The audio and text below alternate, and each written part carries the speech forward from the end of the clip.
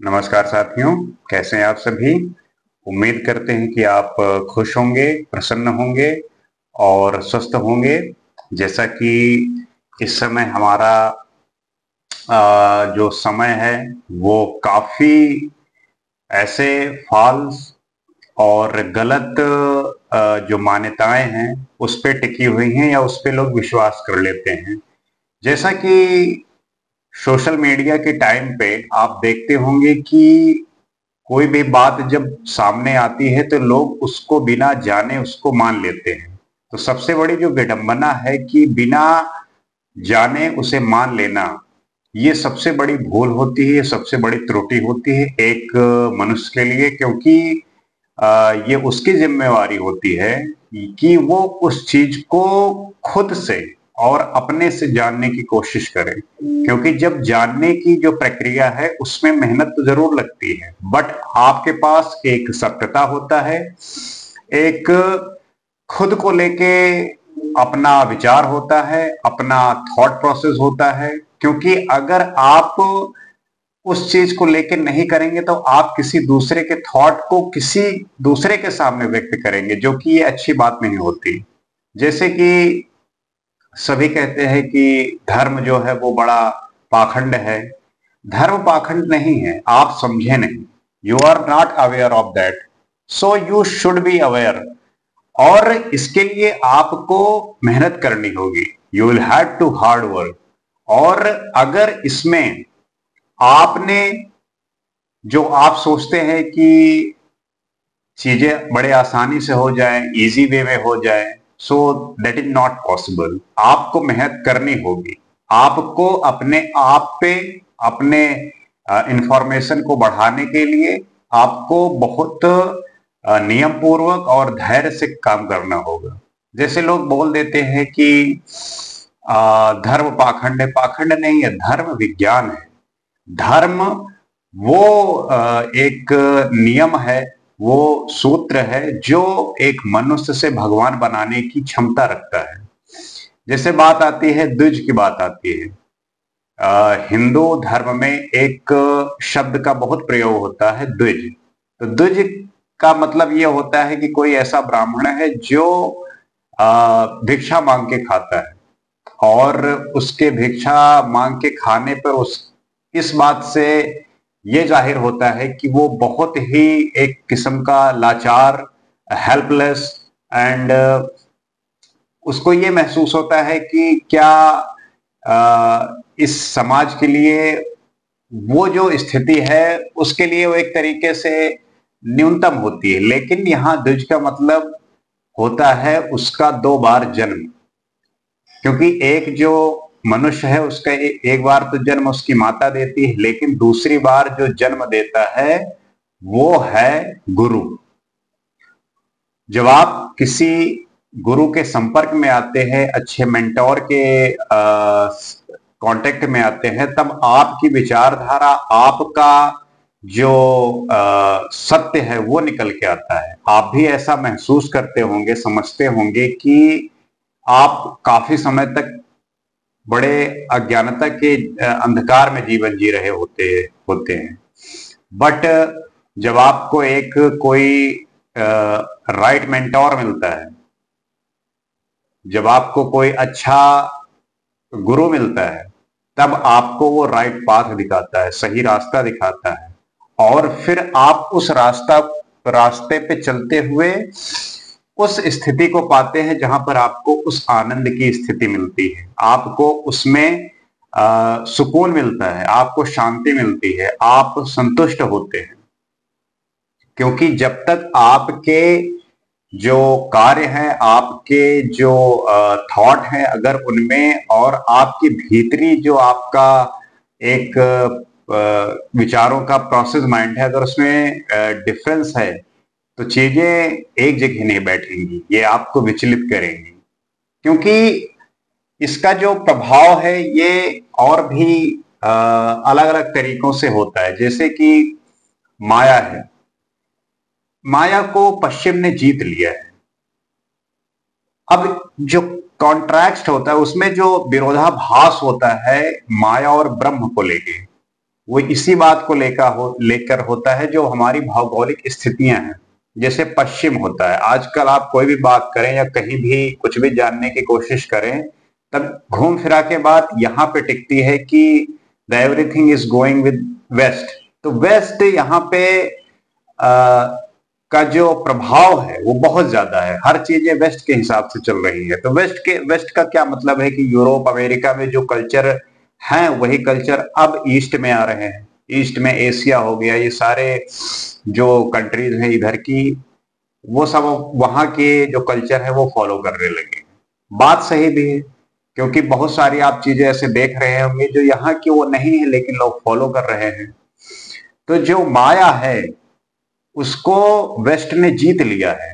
वहां का जो पूंजीवाद समाज है उसका जो इन्फ्लुएंस है वो ईस्ट पे भी बहुत ज्यादा पड़ रहा है, और उसके प्रभाव हमें दिन ब दिन बढ़ते देखे जाते हैं। हाँ, उसमें बहुत अच्छी बातें हैं, बहुत सारी ऐसी बातें हैं जिन्हें हमें अपनाना चाहिए, लेकिन बहुत ऐसी बातें जो ईस्ट की हैं, अगर आप उस पर ध्यान देंगे तो वो आपको ज्यादा लाभ देगी। जैसे कि वेस्ट है, तो वेस्ट ने पूंजीवाद को जीत लिया है।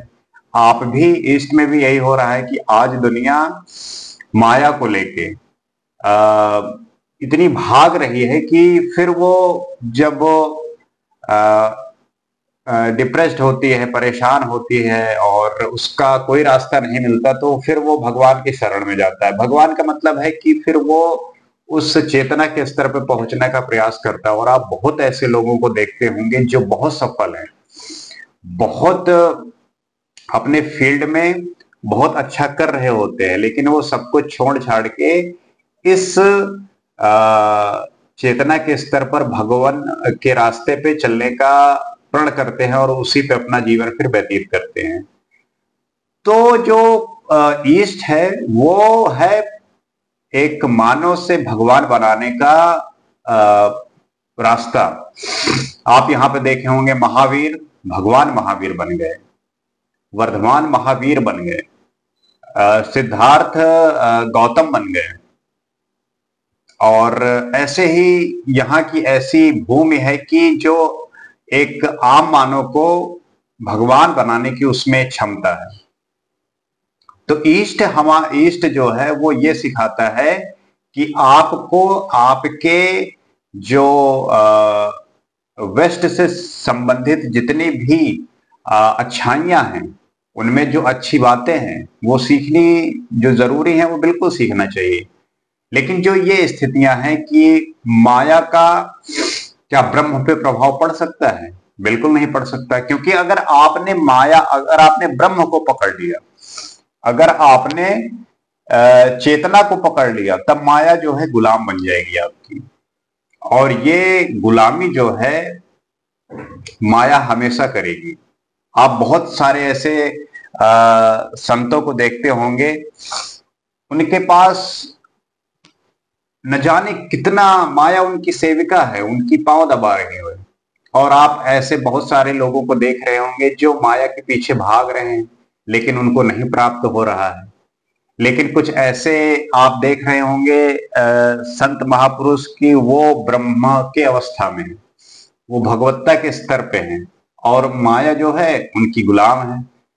किसी भी राजनेता को देख लो, अभिनेता को देख लो, किसी भी बड़े बड़े सेलिब्रिटी को देख लो, उनके पास जा रहे हैं और उनसे आशीर्वाद ले रहे हैं। बहुत से ऐसे वीडियो आप देख रहे होंगे। तो उसका क्या कारण है कि वो व्यक्ति अब साधारण मनुष्य नहीं है, उसने भगवत्ता के स्तर को प्राप्त कर लिया है। और उस स्तर को प्राप्त करने के बाद माया गुलाम हो जाती है, माया फिर आपकी पांव दबाती है। तो उस स्थिति को पाने का जो फॉर्मूला है वो ईस्ट में है, वेस्ट में नहीं है। आप वेस्ट में कोई भगवान नहीं देखेंगे, लेकिन ईस्ट जो है बहुत सारे यहां से भगवान जो है बने हैं। तो ये जो ईस्ट है सॉरी, जो भगवान बनाने की जो इसमें कला है, इसको सॉरी, इसमें जो कला है ये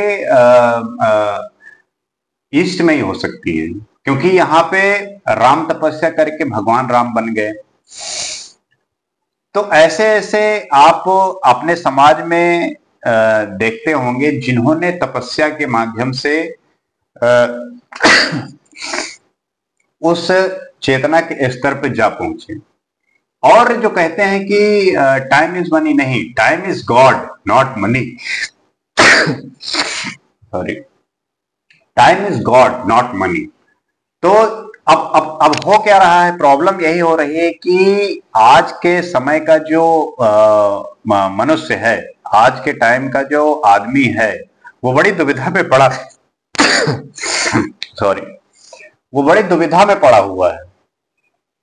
और वो सोचता है कि मैं माया की तरफ जाऊं या ब्रह्म की तरफ जाऊं, और दोनों में जाना एक तरीके से बड़ा उसे असहज महसूस होता है। तो वो कहते नहीं कि दुविधा में दोनों गए, माया मिली न राम। तो ये जो दुविधा है, जो भ्रम है, वो कैसे कटेगा? वो ज्ञान से कटेगा। जब आप उस ज्ञान की जब जानने की कोशिश करेंगे और उसके आगे बढ़ेंगे, तब आपको उसकी प्राप्ति होगी। क्योंकि होता यही है कि आप कभी कभी ऐसे सिचुएशन में फंसते हैं और आप उन चीजों को बदलने का प्रयास करते हैं, लेकिन आप बड़ी दुविधा में पड़े होते कि मैं करूं क्या। एक तरफ माया विकराल रूप फैलाए हुए खड़ी है और एक तरफ ब्रह्म की अवस्था है, जिसे आप छोड़ भी नहीं सकते। तो कभी कभी ये दुविधा बनी होती है, क्योंकि जो माया है वो आज है, कल नहीं है, लेकिन जो ब्रह्म है वो शाश्वत है, वो तो हमेशा है। अब माया में यही होता है कि आपके पास आज है, किसी कारणवश जो है आने वाले टाइम में नहीं हो सकती, तो क्षणिक है, टेम्परेरी है। लेकिन ये नहीं कि आप माया आपके पास ना हो, जरूरत में होनी चाहिए, उपयोग करने के लिए होनी चाहिए, लेकिन जो भोग की अवस्था होती है वो फिर आपको ब्रह्म के रास्ते से दूर हटाती है। तो एक अगर ये नहीं कि आपको माया बिल्कुल छोड़ देनी है या ब्रह्म को छोड़ देना है, ये बैलेंस बनाने का तरीका होता है। अगर आपके अंदर वो मैनेज करने का जो तरीका है, अगर आपके अंदर आ गया, तो आप बिल्कुल कर सकते हैं। लोग करके चलते हैं, किया है। कबीरदास जी को देख लीजिए, उन्होंने गृहस्थ जीवन जीते हुए जो है ब्रह्म को प्राप्त किया। तो ये जो संसारी दुनिया है, इसको त्याग कर ब्रह्म की दुनिया को अपनाने का जो तरीका है वो सीधा है, सरल भी है, बस आपको इस पे ध्यान देने वाली बात है। तो उम्मीद करते हैं कि आप बात को समझे होंगे और इस पे विचार करेंगे, मंथन करेंगे। इसी तरीके के विषय को लेके हम आपके साथ फिर उपस्थित होंगे। आज के लिए बस इतना ही। नमस्कार।